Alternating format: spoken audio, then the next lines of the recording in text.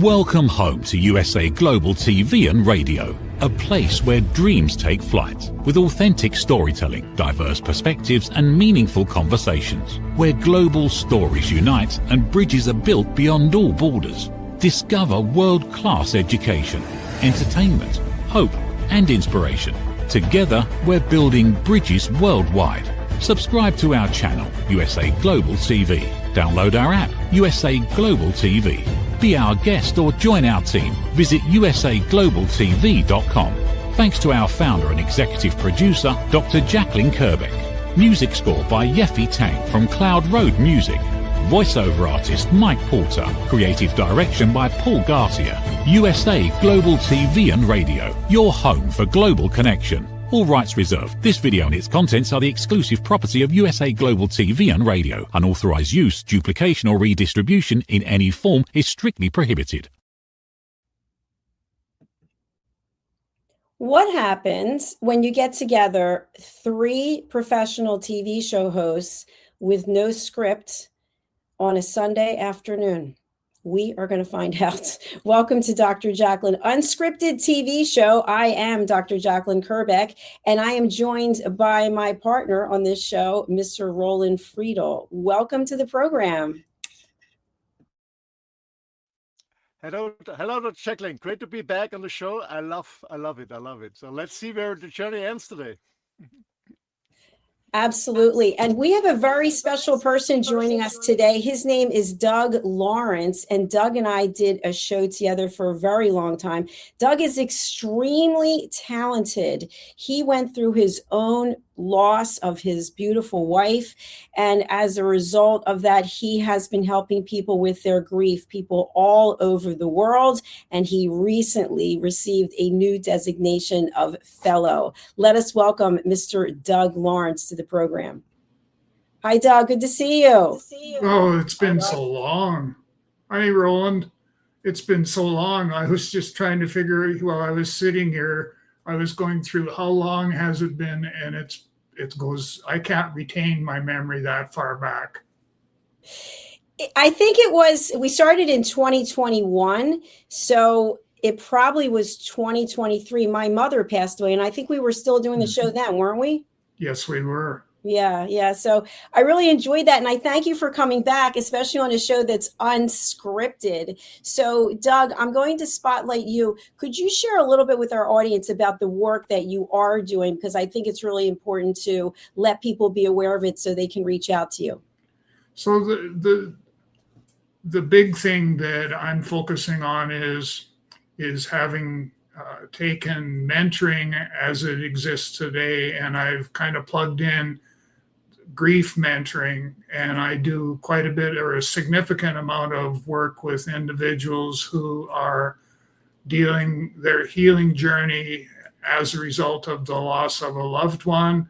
I've had all kinds of different experiences, as you can well imagine, where mentoring and grief mentoring as it is have been able to bring some guidance, some hope to those individuals that are struggling with that. So that's for the most part kind of where I'm at. Is I'm doing lots of that type of work where I'm helping others as well as trying to look after myself at the same time. Thank you, Doug.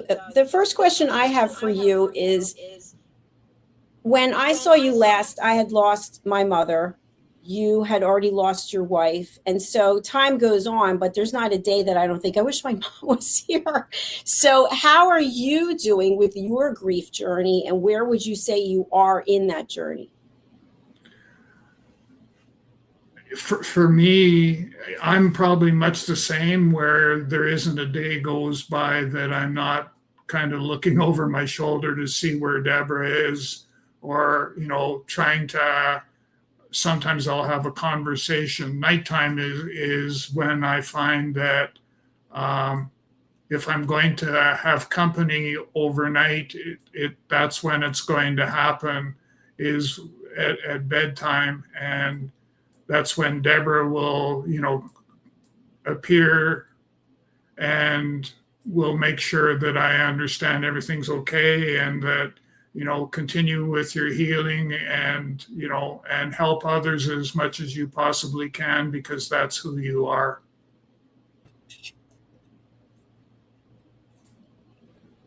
Thank you very much. I appreciate that. Roland, you've experienced loss in your life as well. What would you like to share with Doug? Yeah, well, I lost my brother, my beloved brother, many, many years ago. He was 27, I was 29, and for me it was a huge shock. And to be honest, the first 2-3 years I just suppressed it by just working, because I didn't know it much better. Actually, there was, as far as I remember, 35 years ago, there was no grief mentoring or coaching at the time available, at least in my country. I don't know where's around. So I was just by myself, and so I'm very thankful, to be honest, for the work you're doing, because I think, especially in times like this, it's so helpful to have somebody on your side. You're not going to suppress all the emotions, because, like myself, I guess 3 or 4 years later, they all popped up, and it even was worse than in the beginning. So I'm very thankful for what you're doing, and maybe you can tell us a little bit about how important it is from your point of view, as you experience it yourself, and now you're working with people, is how important it is not to suppress this emotion, but letting go and going through, I would say, the journey of different phases in grief. Yeah, there's definitely the different phases, but what's important is that, and you've touched on a common point, which is, you can't allow the grief that you're dealing with, you can't allow it to build up inside, because what it will happen is, if 6 months, a year down the road, you have another loss in the family, it's compounding the suffering that you're going to be going through. It's now compounded, and you've got double the stuff that you have to be able to deal with. One of the things that I wonder is, my mom died, and people said to me, she was in her 80s. I mean, what do you expect? That's what happens. People die. And I thought that was like, more than one person said that to me. People are close to me, and that really hurt, because I thought, is that the way that we come across when someone else dies, somebody that we're close to? So what would you say to someone who doesn't really know what to say, instead of saying something that is really hurtful? Well, and that's actually one of the common things that I end up being asked about, and it's, you've touched on one of them, but it's, most people don't know what to say, when to say it, and how to say it. So rather than not saying anything, they just blurt something out, and like you have already mentioned, it causes more pain, more suffering for the individual who has actually lost something. So what I typically tell people is that, think before you speak, and if you aren't sure if what you're about to say is going to impact the person in any way, shape, or form, then it's obviously something that you should not say or shouldn't say. And then you need to figure out, okay, how am I going to, what words can I use? A lot of times it's a matter of simply just asking questions. Is there anything that I can do to help? And by that way there, you've left the door open for them to reach out and say, yes, I'm really struggling with this sort of thing. The worst thing that we could do, the absolutely horrible thing to do, is to just say something, or sometimes to just not say anything at all. And that just makes it worse. And kind of the last point is, whatever you do say, if you make a commitment, you live up to that commitment.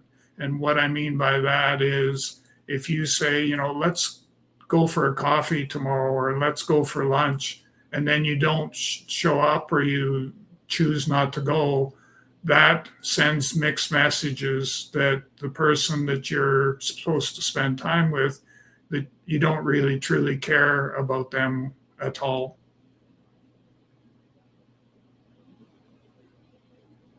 Jack, one question on this, because as Dr. Jacalyn said, and you yourself mentioned, most people don't know how to handle the situation. They don't know how to communicate properly. I mean, our society nowadays is driven by being young forever, all this wellness stuff. Well, death is something that we put away. We don't talk about it. We try to avoid to talk about it. Yeah. Do you think it's helpful that we learn it in school, that we talk about that we're going to die one day, or a beloved person is going to die one day, and how we can, we'll say how we communicate it, how our attitude is, and do you think it's helpful that we learn it from young age to live with this and not to put it away, because we never learned how to communicate properly?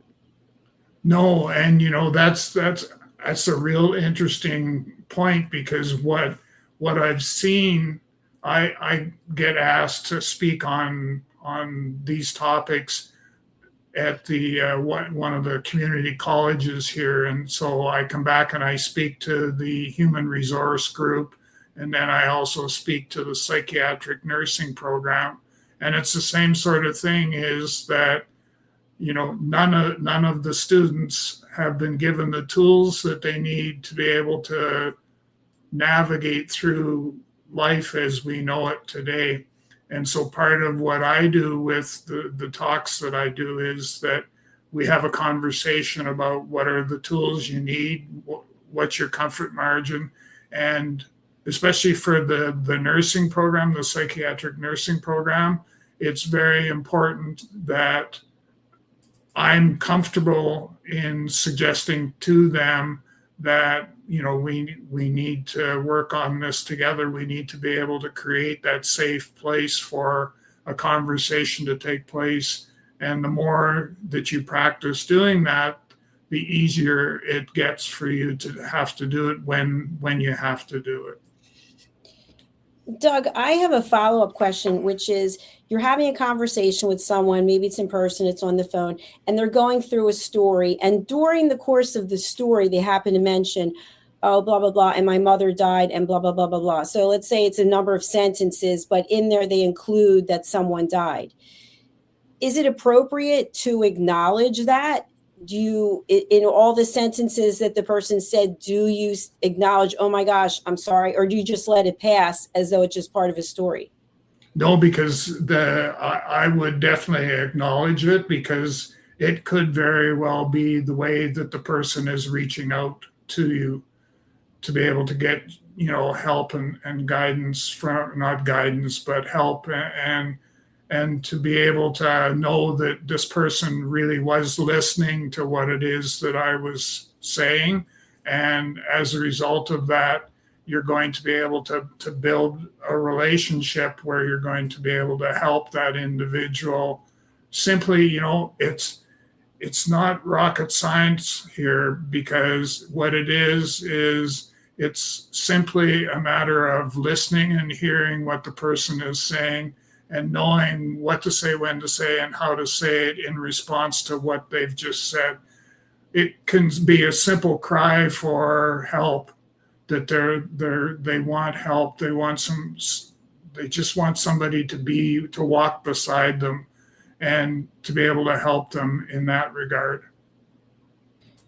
Absolutely. Thank you for that. Roland, thoughts?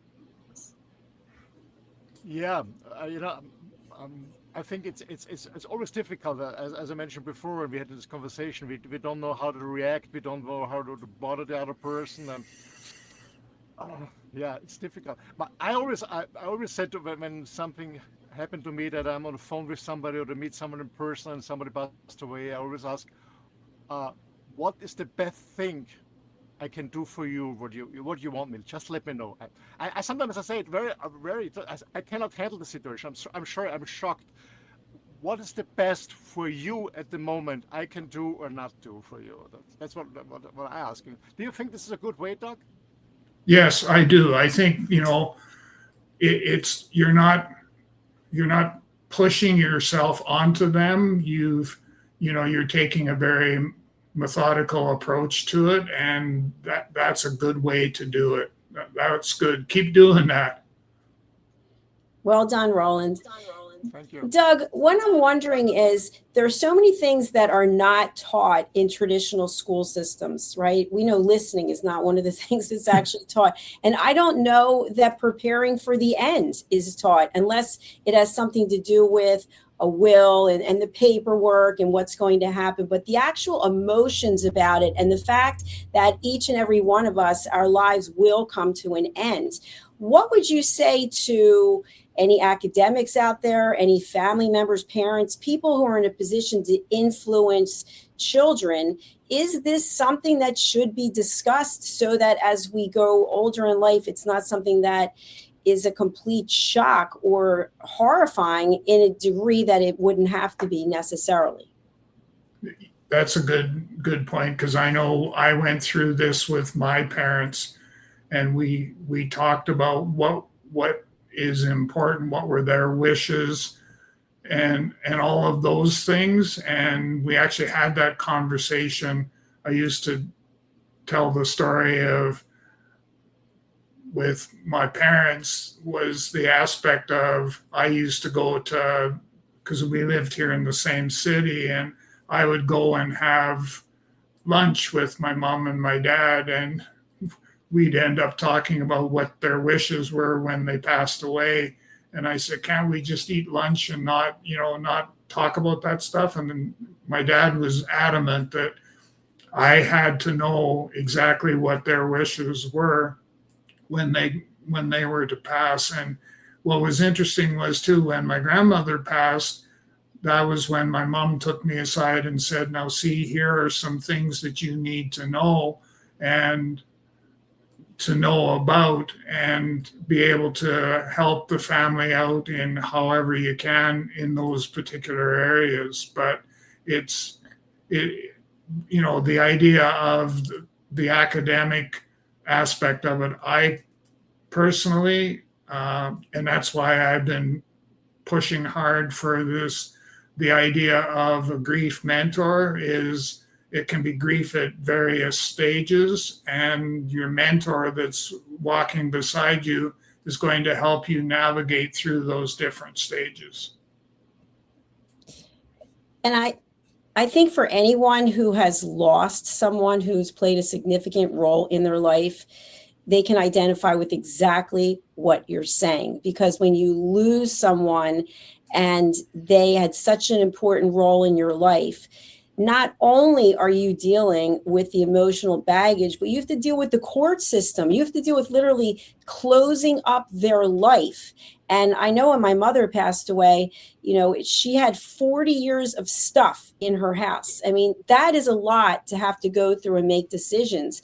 And when the person's not there to tell you, we'll do this with that and that with this, you're kind of like, I can't take anymore, really. Like, I don't know what else I can possibly do, because you're dealing with the loss and then you're dealing with all the stuff. So I think if it's all mapped out so that people understand, and also last wishes, what happens if a person is put on a life support system? All of these questions that the people who are there have to make decisions on. And by the way, live with them for the rest of their life. Is this what she would have wanted? Did she want to be cremated? Who knows? If they don't tell you, if we don't tell you what we want, how are you supposed to know?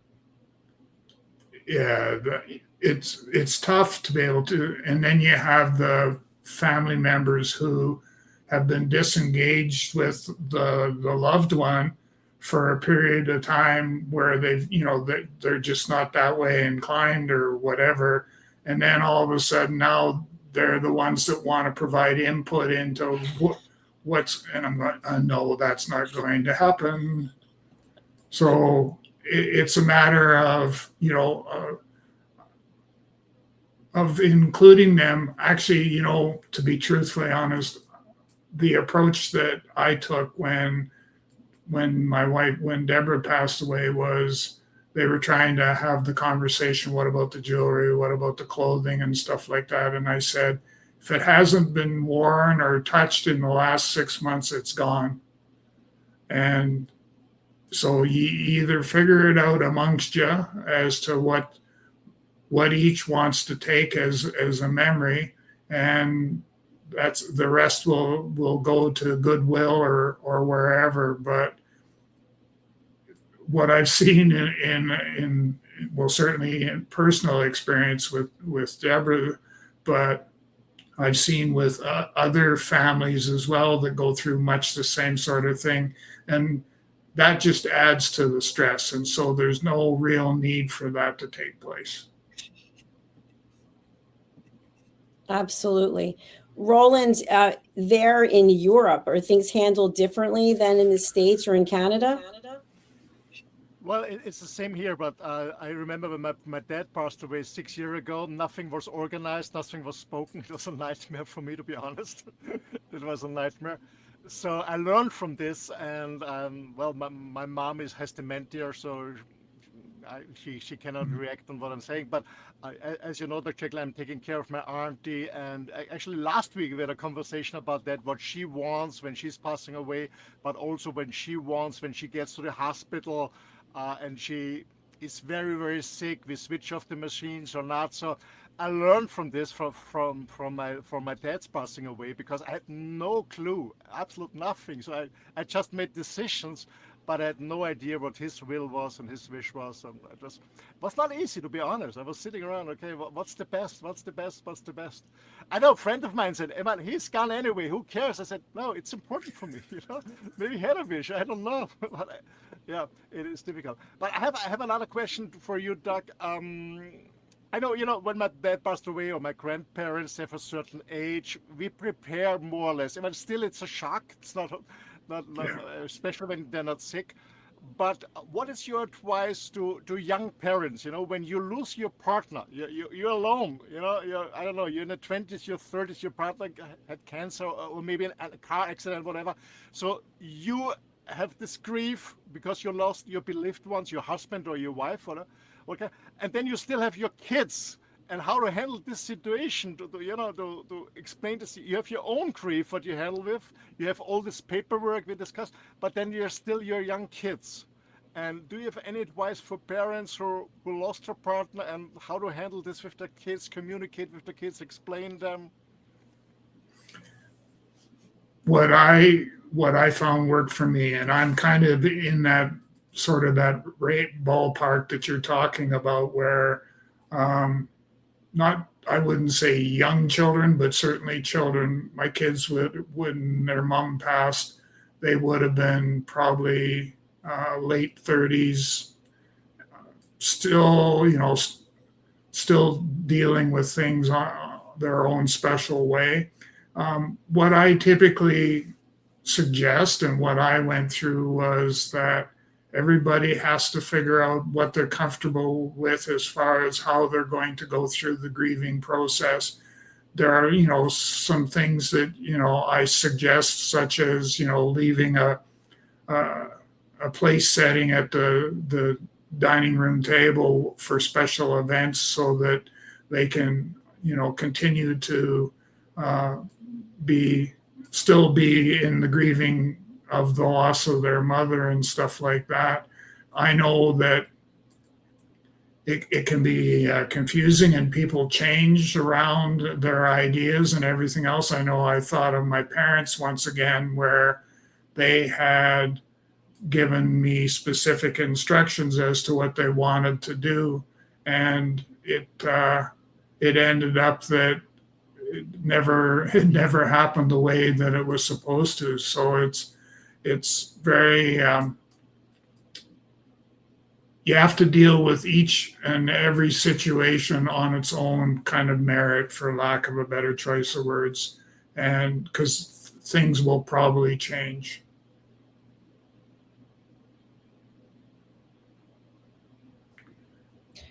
Yeah, absolutely. I just want to let our audience know we have been sharing your books, and I see you have a new book since we last met. That's amazing, Doug. Tell us about the work that you have that people can actually purchase and read and get some hear directly from you.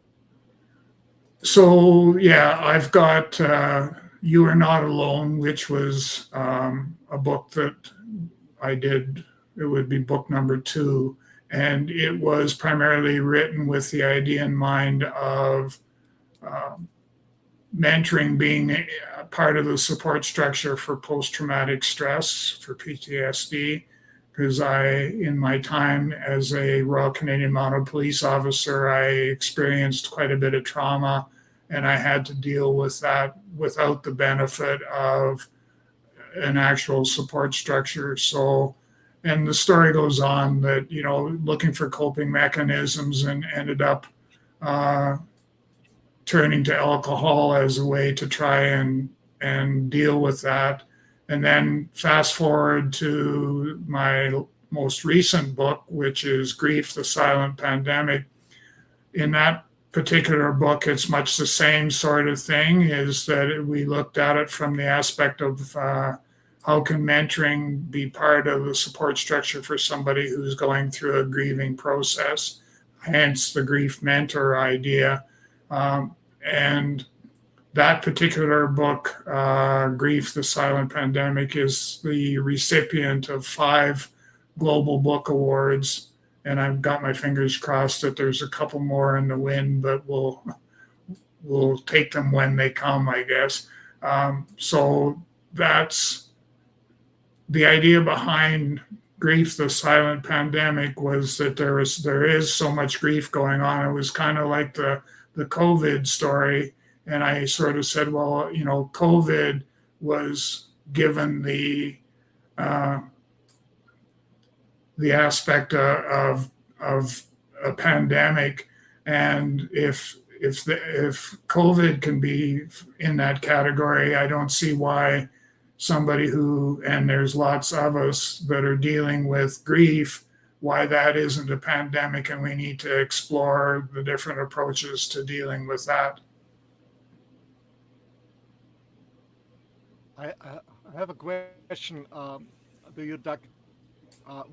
Do you think that writing a book was a kind of therapy for your grief? And and my second question, in addition to this, would you suggest to people it's not to suppress emotions, yeah? Of course, we have all to go through this different phase of grief, but would you suggest that people find maybe writing a book or in art, any kind of art or anything to stay positive in life and to be still connected with themselves and with life?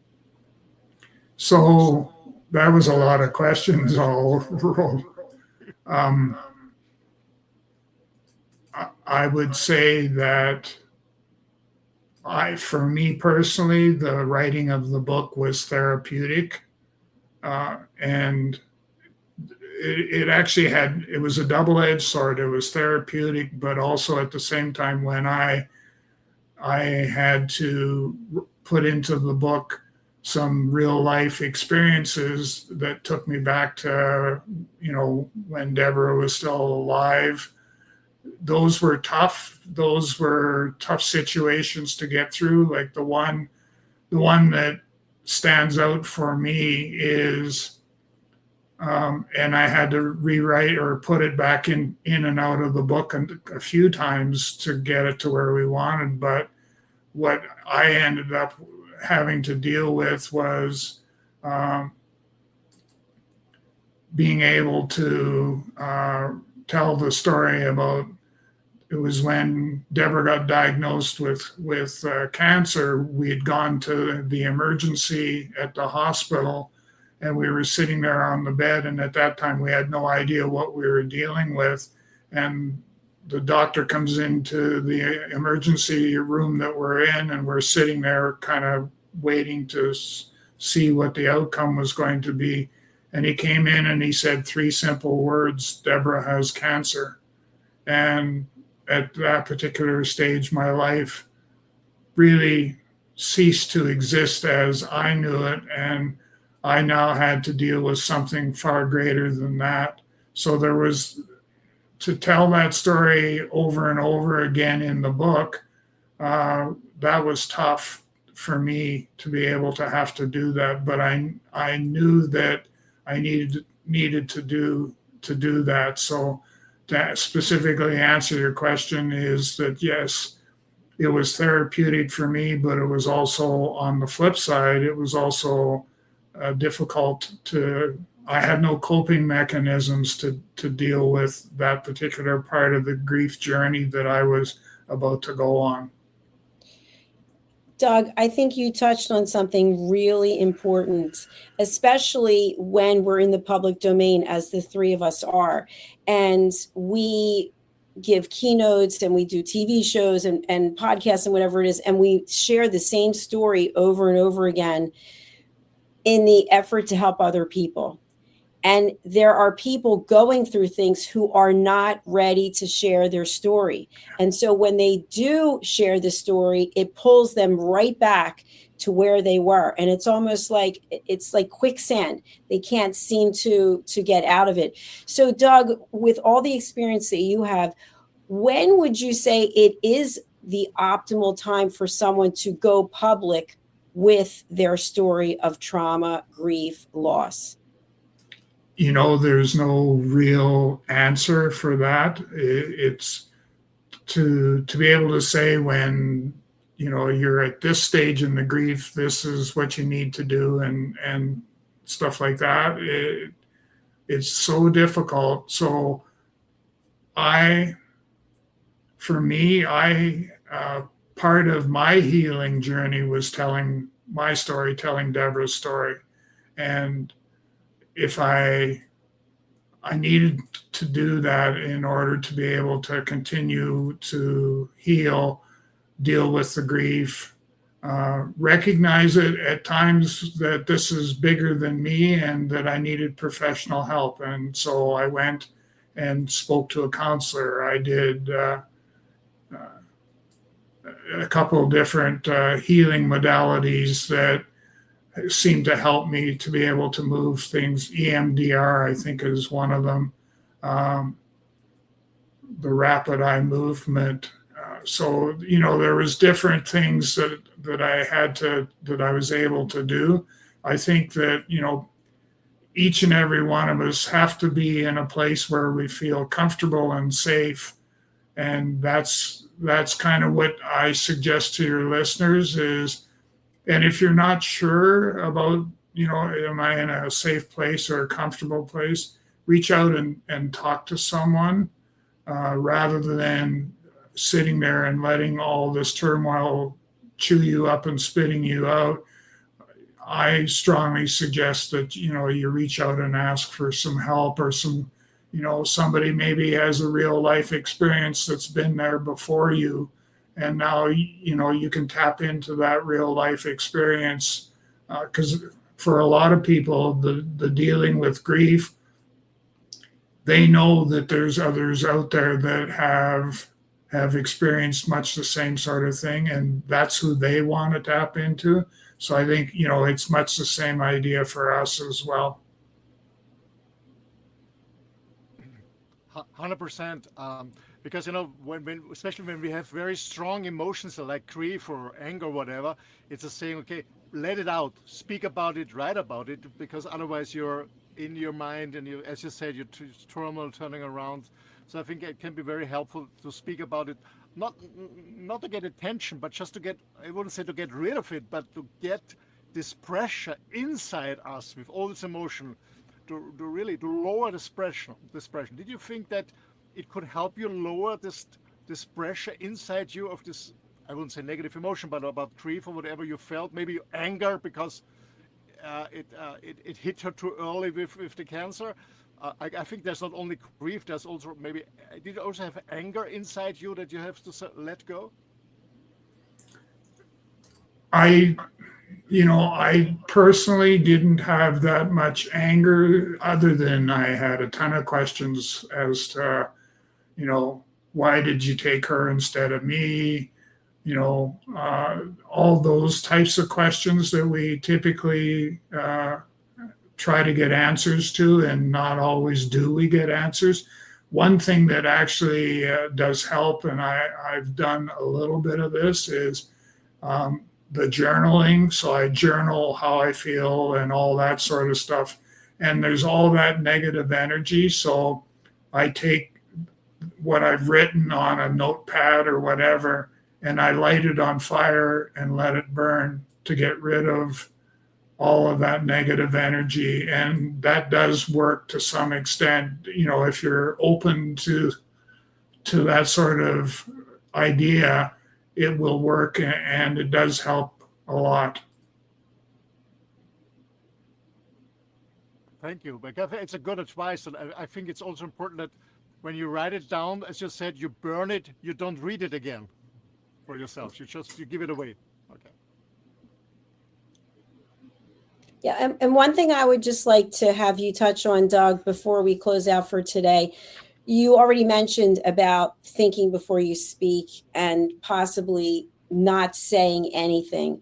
One thing that I've noticed over time, I've witnessed, or people have said to me, is they give information that is totally inappropriate. Like, well, you two had arguments, or I remember a time you didn't get along because maybe you shared something with them, and then say they take it and they throw it in your face and the person's now dead. What are you supposed to do with that information? So there's some kind of agenda that people have at times also, which I think is because they're uncomfortable with the person's passing, or maybe they had an issue with the person themselves that was never addressed. But what I want our audience to think about, and Doug, for you to weigh in on, is that it probably has nothing to do with you. It probably has to do with the person who is sharing their feedback. What do you think, Doug? And actually what they're doing is they don't know how to deal with anything whatsoever. So they lash out the way you've explained, and they feel that's okay for them to do that, not understanding or realizing the sadness that they're tapping into, that this person is dealing with a lot as best they possibly can. And yet you're the bearer of bad news, or you're basically attacking them for, thinking the way they are or speaking the way they are. A lot of times they have no control over that because they're dealing with, they have all this stuff going on through their mind, and that's where I still, I encourage your listening audience, in addition to all the tips and things that we've given them today, is if you're still not sure the path that you wish to take, it doesn't hurt to have a couple conversations with some counselors just to be able to help get you started in the right pathway. I work with quite a number of people that's the approach that we take, and it seems to work well. Thank you for that. Doug, are you taking on new clients? Yes, I am. Okay, so we've been showing your website, also your LinkedIn, and then Amazon, where your books are. But if people want to reach out and they want to hire you for a keynote or some type of workshop or masterclass or certification, or they want to have you as their mentor or coach, what's the best way to get in touch with you? And who is it that you want to contact you? I'm open to, anyone who needs help. I'm open to that individual or individuals to reach out to me, and we can have a conversation and make a determination at that time whether I can bring value to what they're dealing with. And what my best approach is that if you want to have that conversation, is reach out to me by email. I mean, you can do LinkedIn and my website as well, but for quick and easy access, if you go doug.lawrence@talentc, so the word talent with the letter C on the end, .ca, that way I can get back to you as quickly as possible, so that you're not left wondering, is he going to help me, or what's he up to? So this way here, you'll get an immediate response back, and we can begin to work together. Thank you so much. So we are showing your email address. I'm glad I took typing in high school. It's doug.lawrence@talentc.ca. Thank you very much, Doug. Thank you for being our guest. And thank you for coming back to USA Global TV and Radio. It's like a family reunion. Yes, thank you. Thank you both. Thank you. Bye for now. Thank you for the work you're doing. Thank you. Roland, what are your key takeaways from today's show? Well, even although it was a very sad topic, I think it's so important that we bring it to the table and talk to, especially with somebody who has had this experience and now is supporting or mentoring other people, because it happens to every one of us. At least our grandparents or our parents pass away, or hopefully not our kids or our beloved ones. So I think it's a very important topic, and I think the most important takeaway for me is what Doug said is.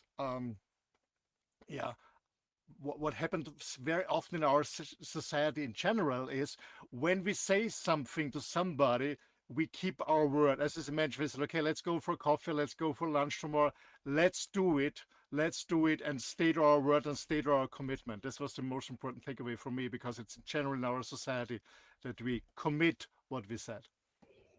Absolutely. And Roland, for those who don't know, you actually have taken on a new business element, and I'd love for you to just briefly share that with our audience.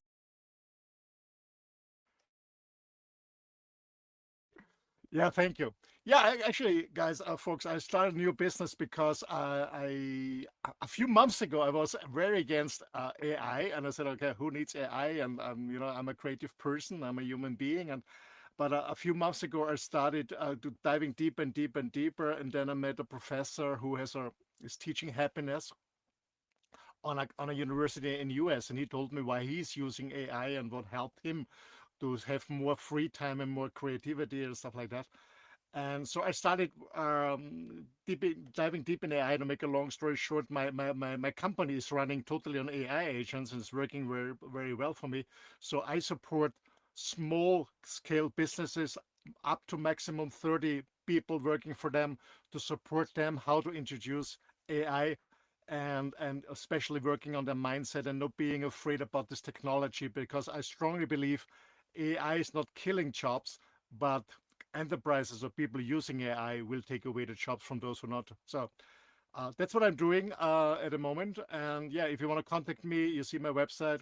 It's in German and English available. Just write me an email at office@rolandfriedl.myname.com. Thank you so much. And yeah, the best is yet to come. Thank you.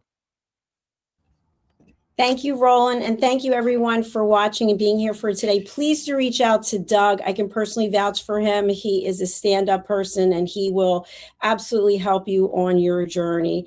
And thank you to Roland, my dear friend and partner on this program. I really do appreciate the time that we spend together. So I would like to selfishly plug a new book that's coming out, and part of the reason is because it really ties in with what we're talking about today. The book is called Stop: Why Knowing Isn't Enough. Meaning, we have so much information, but we don't take action. We don't do anything with it. We just say, oh, yeah, I know. Yeah, I know. I mean, I can't tell you how many times I'm even in coaching sessions and people will say, yeah, I know. That's a great idea. And I think, will you take action? Will you do anything? We will see. So let's take a look at this. You can order the book on Amazon in September.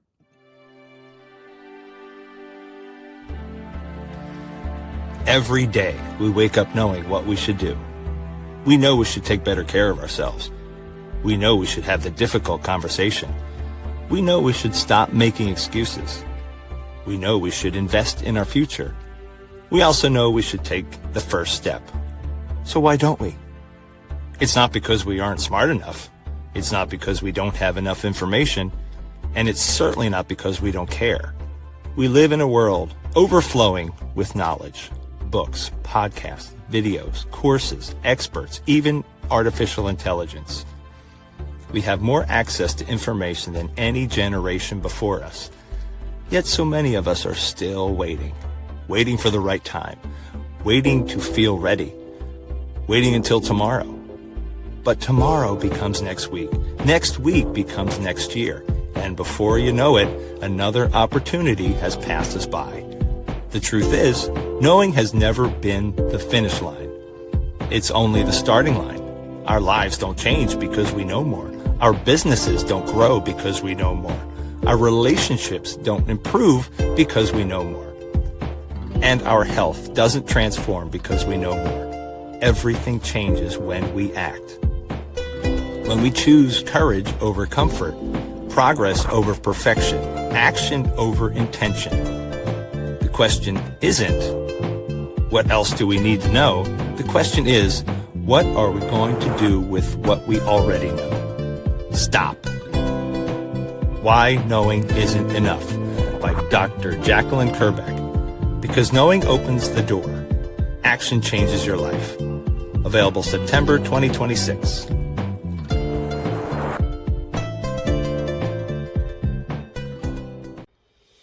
Every great story begins with a vision. At USA Global TV and Radio for years, we've been providing world-class education, entertainment, inspiration, imagination, connections, and hope. Most people don't stay to watch the outro or the credits, but it's the people behind every success, behind every breakthrough, and behind every unforgettable story who matter. The TV show hosts, our guests, our sponsors, our publicists, our production team, our distribution team, our search engine optimization team, and so many more. You're the ones who make the difference. Every great story belongs to the people who bring it to life. Our future looks bright at USA Global TV and Radio, and that's because of you, our loyal fan base all around the world in more than 60 countries. Together, we're making a difference because you matter. USA Global TV and Radio, live streaming to over 60 countries. Voiceover, Dr. Jacalyn Kerbeck. Video production and direction, Paul Garcia. Subscribe to our channel, USA Global TV and Radio on YouTube. Thank you, viewers and listeners of USA Global TV and Radio, for joining us today. We're honoured to have your time and attention as part of our global community. At USA Global TV and Radio, we believe in the power of authentic conversations, meaningful connections, and creating a world of possibilities together. Want to be part of something bigger? Join our team of elevated listeners at usaglobaltv.com, a space where your voice matters and your ability to listen transforms relationships. Stay connected with us across all our platforms for thought-provoking discussions, expert insights, and empowering stories. Subscribe to our channels at youtube.com/c/USA-Global-TV. Follow us on social media and explore the endless opportunities we're creating for growth, learning, and inspiration. Together, we're not just broadcasting, we're building bridges and changing lives one conversation at a time. For inquiries, contact us at info@usaglobaltv.com. Produced by Executive Producer and Director Dr. Jacalyn Kerbeck. Voiceover by Mike Porter. Creative direction by Paul Garcia. All rights reserved. Visit usaglobaltv.com to view our full terms and conditions.